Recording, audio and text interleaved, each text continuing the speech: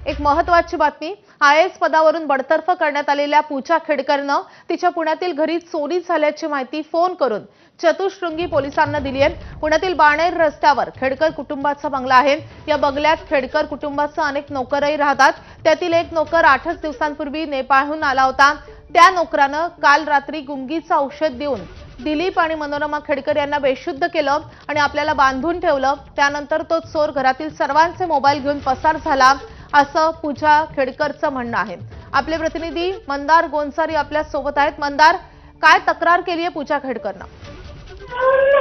या खेडकर कुटुंबासह असे अजब गजब प्रकार घडत असतात आणि त्याचाच एक पुढचा भाग म्हणून ही तक्रार पुण्यातील चतुशृंगी पोलिसांकडे करण्यात आली आहे। या तक्रारीनुसार पूजा खेडकरने असा दावा केलेला आहे की काल रात्री 11:30च्या दरम्यान त्यांच्या घरामध्ये जे 5 ते 6 नोकर आहेत त्यापैकी एका नोकराने तिच्या आई-वडिलांना म्हणजे दिलीप आणि मनोरमा खेडकर यांना गुंगीचं औषध देऊन बेशुद्ध केलं आणि पूजा खेडकरला देखील दोरीने बांधून ठेवलं। त्यानंतर हा नोकर सर्वांचे मोबाईल घेऊन पसार झाला। हा नोकर मूळचा नेपाळचा आहे असं पूजा खेडकरचं म्हणणं आहे। पूजा खेडकरनी कसं तरी स्वतःचे हात मोकळे केले, सोडवले आणि त्यानंतर दुसऱ्या एका मोबाईलवरून पोलिसांना फोन केला। त्यानंतर पोलीस घटनास्थळी पोहोचले आणि पोलिसांनी बेशुद्ध अवस्थेत असलेल्या दिलीप आणि मनोरमा खेडकर यांना उपचारांसाठी एका खासगी रुग्णालयामध्ये दाखल केलं। ही सगळी माहिती पूजा खेडकरने फोन करून पोलिसांना दिली। मग पोलीस त्या ठिकाणी पोहोचले।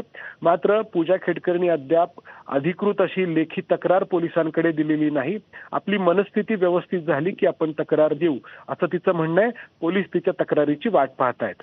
नक्कीच अत्यंत फिल्मी असा हा सगळा प्रकार आहे। त्यामुळे पूजा खेडकरच्या या तक्रारीमध्ये खरंच किती तथ्य आहे हे पोलीस तपासामध्ये स्पष्ट होईल।